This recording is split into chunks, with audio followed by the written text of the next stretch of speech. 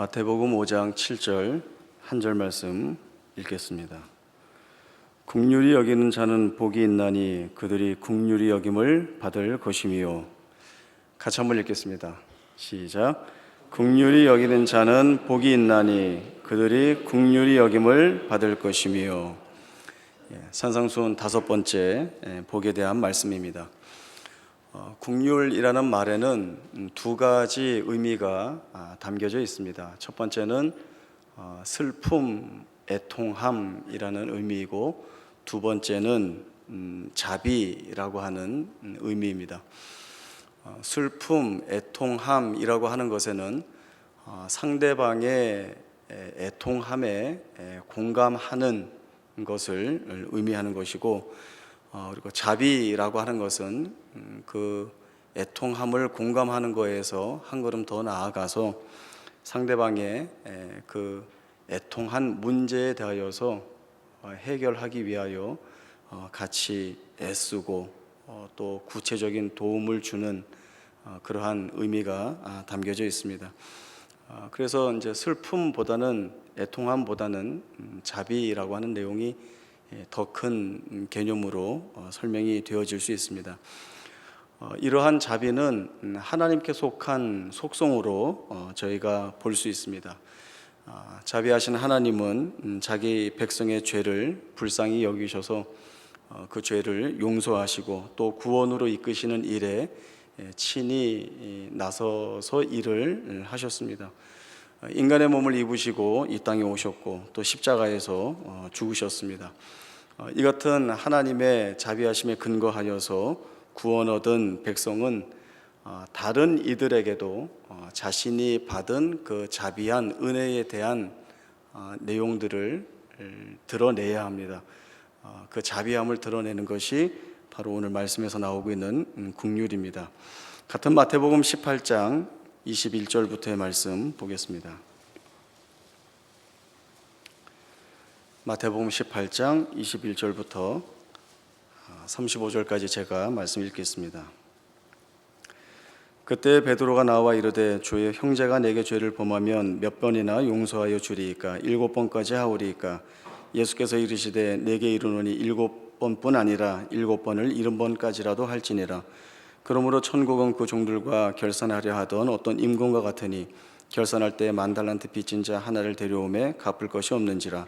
주인이 명하여 그 몸과 아내와 자식들과 모든 소유를 다 팔아 갚게 하라니 그 종이 엎드려 절하며 이르되 내게 참으소서 다 갚으리이다 하거늘 그 종의 주인이 불쌍히 여겨 놓아 보내며 그 빚을 탕감하여 주었더니 그 종이 나가서 자기에게 100데나리온 빚진 동료 한 사람을 만나 붙들어 목을 잡고 이르되 빚을 갚으라 하매 그 동료가 엎드려 간구하여 이르되 나에게 참아 주소서 갚으리이다 하되 허락하지 아니하고 이에 가서 그가 빚을 갚도록 옥에 가두거늘 그 동료들이 그것을 보고 몹시 딱하게 여겨 주인에게 가서 그 일을 다 알리니 이에 주인이 그를 불러다가 말하되 악한 종아 네가 빌기에 내가 내 빚을 전부 탕감하여 주었거늘 내가 너를 불쌍히 여김과 같이 너도 내 동료를 불쌍히 여김이 마땅하지 아니하냐 하고 주인이 노하여 그 빚을 다 갚도록 그를 옥졸들에게 넘기니라. 너희가 각각 마음으로부터 형제를 용서하지 아니하면 나의 하늘 아버지께서도 너희에게 이와 같이 하시리라. 베드로가 예수님께 묻습니다.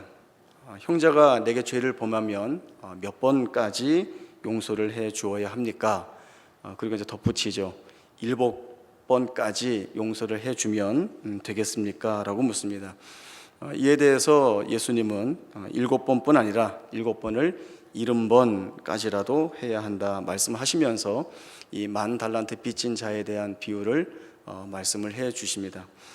어떤 왕 앞에 10,000달란트 빚진 자가 있습니다. 10,000달란트가 6,000데나리온쯤 된다 이렇게 설명이 되고 있고, 이 당시 한 데나리온이 성인이 일하고 받는 하루의 품삯이었기 때문에 10,000달란트라고 하면 어마어마한 금액인 것을 저희가 알 수 있습니다. 이렇게 예수님께서 10,000달란트라고 하는 말씀을 한 것은 한 사람이 스스로 갚을 수 없는 자리에 서 있다라고 하는 내용을 말씀해 주시기 위해서 그렇게 말씀을 하신 것 같습니다. 이 사람이 왕 앞에 서서 갚을 수 없는 자리에 섰는데 왕이 빚진 자와 그 아내와 자식과 가지고 있는 모든 것들을 다 팔아서 빚을 갚으라 이렇게 명령을 합니다. 이 10,000달란트 빚진 자가 왕에게 구할 것은 왕이 드러내 주실 자비밖에는 없습니다. 그러나 어찌되었든지 간에 자기가 갚겠다는 이야기를 하고 머리를 조아리게 되는데 이 모습을 불쌍히 여겨서 탕감을 해주게 됩니다.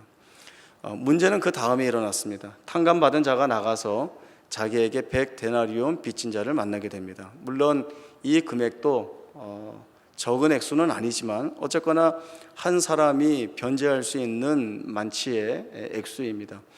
갚으라 라고 이야기할 때에 이 사람도 자기가 갚겠다, 한 번만 기다려 달라라고 요청을 하게 되었지만 그러나 듣지 않고 갚을 때까지 옥에 가두어 두라라고 하고는 옥에 가두게 됩니다. 이 일을 왕이 듣고 10,000달란트 빚졌던 자를 불러와서 준 이야기가 바로 이것입니다. 내가 너에게 자비를 베푼 것처럼 너도 너에게 그 빚진 자에게 자비를 베풀어야 하는 것이 합당치 않느냐라고 하는 이 말씀을 주게 됩니다. 32절과 33절의 말씀을 다시 보시면 악한 종아 내가 빌기에 내가 내 빚을 전부 탕감하여 주었거늘 내가 너를 불쌍히 여김과 같이 너도 내 동료를 불쌍히 여김이 마땅하지 아니하냐. 이 마땅하지 아니하냐라고 하는 것은 필연적으로 그렇게 해야 할 일이 아니냐라는 의미이죠. 하나님으로부터 은혜를 입은 백성은 그 입은 은혜의 내용들이 자기 안에만 담겨져 있거나 머물러 있어서는 안 되고 하나님의 그 자비하신 은혜가 긍휼의 모양으로 자기의 삶 가운데에서 드러나야 합니다. 누구에게 드러나야 하는가 하면 곁에 가까이 있는 이웃들에게 반드시 드러나야 할 책임과 사명이 있습니다. 왜냐하면 우리가 우리의 힘으로 해결할 수 없는 죄의 문제를 가지고 있었고 이 죄의 마지막이라고 하는 것은 심판이고 멸망일 수밖에 없습니다. 그러나 자비를 공유 속성으로 가지고 계신 하나님께서 택한 자들을 불쌍히 여기시고 그 죄들을 다 씻어주신 그 은혜에 근거하여서 우리가 죄 없는 자 같이 하나님 앞에 서게 되었습니다. 이러한 은혜는 말로 다 할 수 없는 은혜이죠. 그러면 그 은혜를 입은 자가 그 하나님의 은혜를 자기만 받고 자기 안에만 머물러 두는 것은 합당치 않은 것입니다. 하나님으로부터 은혜 받은 자는 그 아버지가 드러내 보여주신 그 모습을 세상 앞에, 이웃 앞에, 사람들 앞에 드러내 보여야 할 책임이 분명히 있는 것입니다.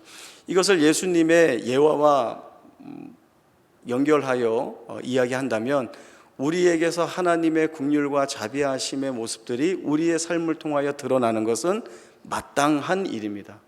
당연히 필연적으로 우리에게서 드러나야 할 일인 것입니다.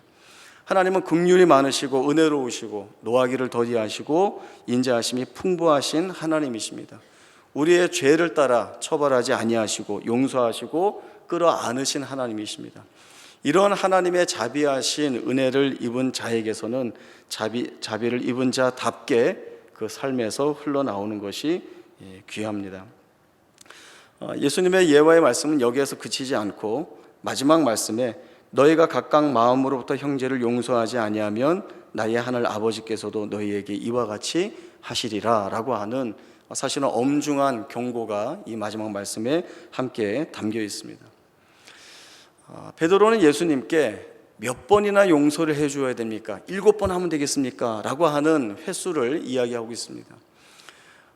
유대인들이 용서하는 그 횟수는 3번까지가 최대로 해주는 용서이죠. 1번 용서해주고 2번 용서해주고 3번까지 용서했는데도 상대방이 잘못하면 그 이후부터는 그 상대방의 잘못으로 다 넘어가게 되는 것입니다. 베드로는 훨씬 더 붙여서 얘기를 하고 있죠. 예수님께 묻고 있는 거죠. 7번이면 되겠습니까? 그러나 예수님은 7번뿐만 아니라 7번을 70번까지라도 해야 된다. 용서는 횟수에 관계되어 있지 않다라고 하는 것이죠. 진정한 용서라고 하는 것은 이렇게 횟수를 세워서 여기를 넘어가면 안 된다, 여기까지다를 이야기하는 것이 아니라, 사실은 이 용서라고 하는 이 헬라어 원어가 가지고 있는 의미는 분리하는 겁니다. 잊어버리는 겁니다. 떠나보내는 겁니다. 나로부터 떨어뜨려 놓는 것입니다. 사실은 처음부터 없는 것처럼 같은 이것이 용서라고 하는 단어가 가지고 있는 원 의미가 되고 있습니다. 사실 용서는 힘들고 어려운 일입니다. 그러나 용서하면 누구에게 제일 큰 유익이 있는가 하면 용서를 받은 사람에게 있는 것이 아니라 용서를 한 사람에게 있습니다. 그 마음이 넉넉해지고 부여해지고 풍족해질 수 있게 되는 것입니다. 누가복음 10장에 보면 선한 사마리아인의 비유가 나옵니다. 한 유대인이 길을 가다가 강도를 만나서 가진 것을 다 빼앗기고 거반 죽을 때까지 맞아서 쓰러져 있습니다. 제사장이 지나가고 레위인이 지나가지만 도와주지 않습니다. 예수님께서는 본문 말씀에서는 직접 말씀하시지 않았지만 아마도 제사장이나 레위인이 이 쓰러져 거반 죽게 되는 사람을 내버려 두고 간 것은 부정한 것을 만지지 말라는 그 율법의 말씀에 따랐던 것이 아닌가 싶습니다. 그러나 유대인들과 앙숙관계, 마치 원수와 같은 관계에 있는 사마리아인이 지나가게 됩니다. 이 당시에 유대인과 사마리아인은 상종을 하지 않았습니다. 유대인들은 사마리아 사람을 개돼지 취급을 했죠. 말도 함께 하지 않고 그 동네를 사마리아를 유대인들은 가로질러 가지도 않았습니다. 그러나 이 사마리아인이 오다가 쓰러진 사람을 보고 불쌍히 여겨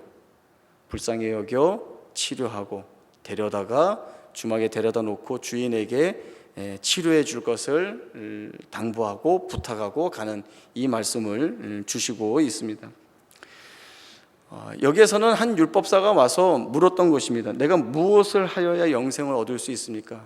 예수님이 율법에 나와 있지 않느냐? 내 마음을 다하고 목숨을 다하고 뜻을 다하고 힘을 다하여서 주 너의 하나님을 사랑하고 이웃을 내 자신같이 사랑하라. 이웃은 누구입니까? 라고 하는 이 말에 이 선한 사마리아인의 말씀을 주시고 있습니다. 여기서 이제 다시 묻죠. 누가 강도 만난 자의 이웃이냐?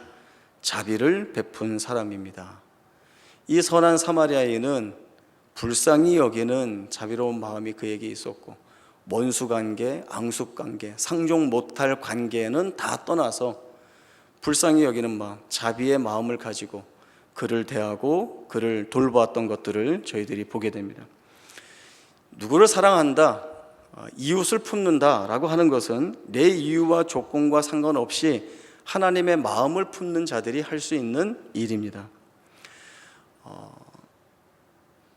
가끔 여러분들도 그러한 경험을 하셨는지 모르겠지만 내가 할 수 없는 용서, 내가 할 수 없는 품는 것, 이해하는 것, 이것이 있을 수 있습니다. 이것이 하나님의 마음을 품는 거죠. 하나님의 마음에게서 나오는 것입니다. 우리가 성령의 9가지 열매를 이야기하는데 그 각각의 열매를 내가 하나의 훈련으로 하는 것이 아니라 성령이 충만하면 그에게서 성령의 9가지 열매의 모양들이 나오는 것처럼 우리가 하나님으로부터 자비하신 은혜 받은 것을 분명하게 알고 깨닫고 고백할 때에 그 자비하신 긍휼의 은혜가 우리의 생애를 바뀌기도 하지만 또 우리의 삶 속에서 드러나서 우리를 통하여서 세상 앞에, 이웃 앞에 하나님의 자비하심과 긍휼하심이 흘러가는 그 통로로, 도구로 우리가 쓰임 받을 수 있다라고 하는 것을 우리가 놓쳐서는 안 됩니다. 그러면은 자비와 긍휼이 훈련의 모양으로 나오느냐?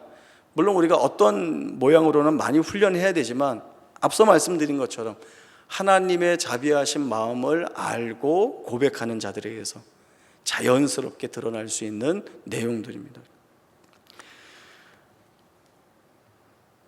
제가 수요 예배 오랜만에 서는데 새카매져서 왔죠. 그 교단 테니스 대회가 있었습니다. 그래서 이제 하루 종일 대학교에서 나가서 이제 운동하다 보니까 좀 타고 왔는데요. 하나 이야기를 드리려고 합니다. 2016년 호프만컵 테니스 대회가 있습니다.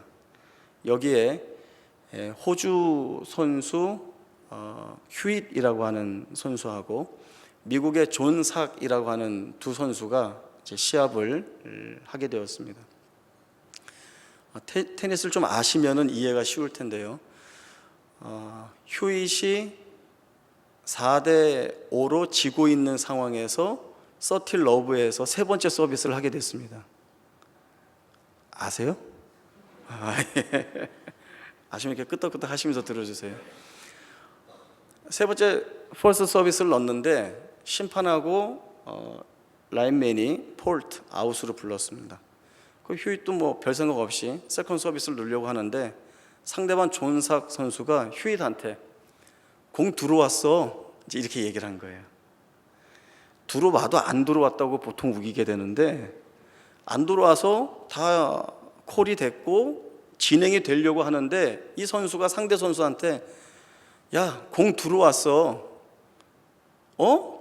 들어갔어? 이제 서로 이야기하는 거죠. 들어왔어. 비디오 판독 신청해봐. 그러니까 휴잇이 내가 잘 모르겠는데 아니야 들어왔어. 비디오 판독 신청해봐. 그러니까 휴잇이 망설이다가 그럼 네 말대로 비디오 판독 한번 신청해볼게. 그래서 이제 심판한테 비디오 판독을 해요. 이제 이 대화가 관중들이 이제 웃는 거예요. 볼 수 없는 상황이거든요. 보통 프로들 시합은 살벌합니다. 게임이 끝나면 서로 격려하고 헤어지지만 그 안에서는 전쟁터예요. 적하고 만난 것 같은 거예요. 그러한 심정으로 시합을 하는데 상대방이 공이 들어왔다 그러고 비디오 판독 해보라 그러고 그래 난 잘 모르는데 한번 해볼까? 그래서 심판한테 이제 비디오 판독 요청을 하고 관중들은 그 상황이 재미있어서 막 웃습니다. 그러니까 비디오 판독을 하니까 들어간 거예요. 그래서 와 박수치고 다 웃었어요. 그리고 거기가 기점이 됐는지 모르겠지만 앞서고 있던 존삭 선수가 그냥 2대 0으로 집니다. 그래서 휴잇이 이기는 시합으로 끝나요. 이제 사람들은 뭐 스포츠맨십이다, 정정당당하다, 뭐 이제 이런 얘기를 했는데 저는 그 영상을 보면서 마음에 와 닿았던 것이 무엇에 있었는가 하면 그 존삭 선수가 너 공 들어왔어, 비디오 판독 신청해봐 라고 하는 이야기를 하면서 계속 싱글뭉글 웃어요. 자기가 아주 한참 이기고 있는 사람처럼 이렇게 싱글벙글 웃으면서 공 들어왔어, 이제 다시 해봐. 계속 그렇게 하는 거예요. 웃는 모습이 너무 좋아 보이는 거예요. 대단히 멋지다라고 하는 생각을 그 시합을 보면서 한번 생각을 해봤습니다. 우리가 긍휼의 마음을 품고 하나님의 자비하신 그 뜻을 따라 사는 것은 마땅한 우리의 삶의 모습이어야 하고 책임입니다. 우리가 그렇게 못하죠. 때로는 우리가 정당한 것, 잘하는 것, 옳은 것이라고 하는 것 때문에 이런저런 모양으로 재단을 많이 합니다. 우리의 삶 속에서 대단히 많이 볼 수 있는 내용입니다. 예배 시간에 핸드폰 울리죠. 울릴 수 있습니다. 깜빡할 수 있잖아요. 그 어디선가 울리면 모두가 쳐다보죠.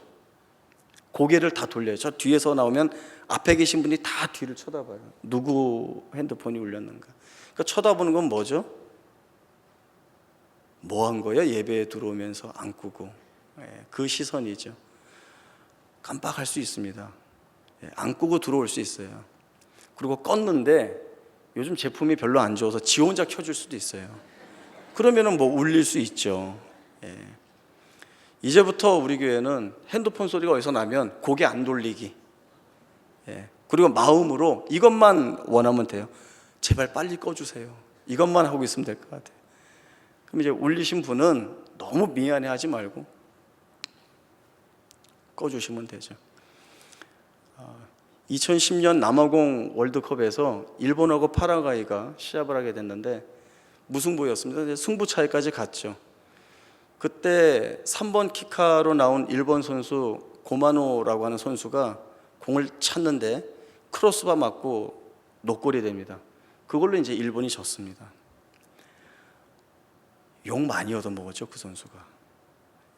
너만 아니었으면 우리가 이겼을 텐데, 우리가 원정 월드컵에서 1승을 챙길 수 있었는데 너 때문에 졌다라고 하는 손가락질과 비난을 대단히 많이 받았습니다. 그래서 제가 고마노 선수라는 사람을 한번 검색을 해봤어요. 어떤 선수인지. 대단히 성실한 평이 나 있는 그런 선수였습니다. 자기의 나라를 대표해서 열심히 훈련을 받고 또 평소 해오던 대로 성실하게 시합에 임해서 최선을 다했는데 쳤는데 안 들어갈 수 있죠. 그래서 보통은 우리가 비난하고 너 때문에 졌다라고 하는 모든 짐들을 다 뒤집어 씌울 수 있는데 안 그러는 게 맞습니다. 저희가 이런 운동 경기에서 많이 배웁니다. 어떤 시합에서 결정적인 실수를 해서 지게 되면 동료들은 절대로 뭐라고 안 합니다. 동료들은 뭐라고 안 해요. 가서 위로합니다. 괜찮아, 괜찮아. 잊어. 그럴 수 있는 거야. 왜 그렇게 하죠? 누구든지 할 수 있는 실수입니다. 오늘은 이 선수가 실축을 했지만 내일은 내가 할 수 있는 겁니다. 잘못할 때마다 비난하고 나무라고 손가락질 하면은 남아서 그 책임을 할 사람이 없습니다. 그럴 수 있다라고 하는 생각을 가지고 감싸 안아야죠. 그래야 그 선수가 상처를 받지 않고 다시 회복하여서 다시 자기에게 주어지는 책임이나 역할들을 잘 해나갈 수 있는 힘을 얻게 되는 겁니다. 동료들은 아무도 안 알아요. 축구 잘 못하고 테니스 잘 못하는 사람들이 비난하고 떠드는 거죠. 우리의 삶에서 이러한 부분들이 대단히 중요합니다. 두 가지만 말씀을 드리면, 제일 첫 번째는 우리가 자비한 마음을 품는다, 긍휼의 마음을 품는다라고 하는 것은 우리가 가진 실력으로 할 수 없는 일들입니다. 처음 말씀드렸듯이 하나님께서 우리에게 입혀주신 긍휼과 자비하신 은혜가 우리 가운데 힘이 되어지고 우리가 그 사실을 깨닫고 그 은혜에 깊이 녹아 들어갈 때에 하나님의 그 자비하심과 긍휼하심이 우리의 삶 가운데서 자연스럽게 드러날 수 있는 것입니다. 그러니까 늘 부딪힐 수 있기 때문에 그런 면에서는 우리가 훈련하고 연습할 필요가 있습니다. 선한 사마리아인의 말씀과 같이 누가 이웃이냐라고 할 때 자비를 베푼 사람입니다 라고 하는 그 자비를 베푼 자로 서야 합니다. 첫 번째는 하나님에게서 우리가 확인받은 내용들이 제일 크다는 것. 두 번째는 그 자비와 긍휼의 근거에서 은혜에 입은 우리가 하나님이 우리를 사용하셔서 그 하나님을 세상 앞에 증거하는 통로로 또 내용으로 삼고 계시다, 그 일에 쓰임받고 있다라고 하는 자랑과 자부심이 우리 가운데 있어야 합니다. 그래서 우리는 누가 봐도 다른 사람이 되어야 된다, 남다른 사람이 되어야 된다, 무언가 다른 사람. 먼저 보시면 인사하시고 또 길 가다 쓰레기 있으면 주우시고 택시 타고 잔돈이 좀 남으면 기사 아저씨 수고하셨습니다 그리고 드리고 좋은 말하고 격려하는 말하고 감싸 안아주는 말하고 이해하는 말하고, 그것이 도덕률에 근거한 내용이 아니라 우리 안에서 마땅히 드러날 삶의 모습이라고 하는 것들을 오늘 말씀을 통해서 우리가 확인을 받고 있습니다. 골로새서 3장 12절부터 14절까지 말씀을 보겠습니다. 신약성경 326조 골로새서 3장 12절에서 14절입니다. 이 말씀 저희가 같이 한번 읽어보겠습니다. 골로새서 3장 12절부터 14절 시작. 그러므로 너희는 하나님이 택하사 거룩하고 사랑받는 자처럼 긍휼과 자비와 겸손과 온유와 오래 참음을 옷 입고, 누가 누구에게 불만이 있거든 서로 용납하여 피차 용서하되 주께서 너희를 용서하신 것 같이 너희도 그리하고 이 모든 것 위에 사랑을 더하라. 이는 온전하게 매는 띠니라. 우리가 긍휼의 마음을 갖는 것은 하나님이 우리 안에서 일하고 계시다라고 하는 증거가 됩니다. 하나님이 내 안에 계신 겁니다. 그래서 긍휼의 마음, 자비의 마음이, 용납의 마음, 이해하는 마음이 나오게 되는 것입니다. 그것만큼 우리에게 복되고 감사한 것이 없죠. 하나님이 내 안에서 일하셔서 이러한 것들이 내게서 드러난다는 것, 그렇게 쓰임받는다는 것, 대단히 귀하고 복됩니다. 하나님이 주시지 않으면 드러낼 수 없다니까요. 그래서 여러분에게서 많이 드러날 수 있도록 하나님이 여러분을 통하여서 이 일을 지금도 하고 계십니다. 하려고 하시고 앞으로도 하실 것입니다. 여러분이 이 하나님의 일하심에 반응을 하여서 하늘에 계신 하나님, 우리 하늘 아버지께서 자비하신 것처럼 너희도 자비하라, 하나님께서 온전하신 것처럼 너희도 온전하라 하신 그 말씀을 우리의 삶 가운데 이루어 나갈 이유가 바로 여기에 있습니다. 그래서 만나면 즐거워야 합니다. 얼굴을 보면 기뻐야 하고. 그래서 제가 얼굴 타고 왔어요. 목사님께서 놀다 오셨어요? 이렇게 하면 안 되고 그냥 물어보세요. 모르시면 무슨 일이 있으셨어요? 그래요. 예, 테니스 대회 나왔습니다. 작년에 우승했는데 올해는 준우승밖에 못했네요. 제가 이렇게 얘기를 할 거 아니에요. 네, 자랑했습니다. 네. 그 일을 자꾸 해나가야 됩니다. 교회가 하나 되고 교회가 온전히 세워지고 아름다운 모습들이 우리 가운데 있고, 그것이 교회가 가지고 있는 기쁨이고 즐거움이고 복입니다. 그리고 여러분들을 통하여서 하나님의 세상 앞에 하나님이 어떤 분이신지가 이렇게 분명하고 복되게 드러날 수 있는 그 일에 쓰임받는 것이 얼마나 감사한지, 이러한 참된 고백이 우리 가운데 있는 말씀이길 바랍니다. 기도하겠습니다. 하나님 아버지, 은혜를 감사합니다. 하나님의 은혜로, 하나님의 자비하심으로, 긍휼로 우리가 용서를 받고 하나님의 자녀, 백성이라고 하는 이름으로 부름을 받았습니다. 우리는 멸망하고 심판받아 죽을 수밖에 없었지만 마치 처음부터 죄가 없는 자처럼 하나님이 우리를 대하셨습니다.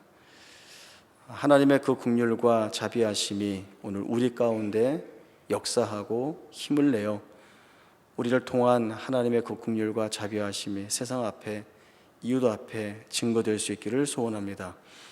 우리의 마음들이 항상 긍휼과 자비의 마음을 품고 우리의 모습이 어떠해야 되는지, 우리의 말하는 것들이 어떠해야 되는지, 우리의 생각과 행동들을 통하여서 하나님이 어떻게 드러나야 되는지를 깊이 묵상하고 고민하게 하여 주시어서 도덕률로 매이는 그러한 선함이 아니라 우리 하나님 아버지, 하늘 아버지께서 자비하시니 우리도 자비하고, 우리 하나님께서 온전하시니 우리도 온전할 수 있는, 그리고 그 모습 드러내며 귀하게 쓰임받을 수 있는 저희 모두가 되게 하여 주옵소서. 한 교회로 부르셨으니 우리가 얼굴을 볼 때마다 기뻐하게 하시고 웃게 하시고 서로 위로하고 격려하게 하여 주시어서 주의 몸된 교회 즐겁게 부요하고 넉넉하게 아름다운 마음으로 함께 세워갈 수 있도록 주께서 축복하여 주옵소서. 거룩하신 예수님의 이름으로 기도하옵나이다. 아멘.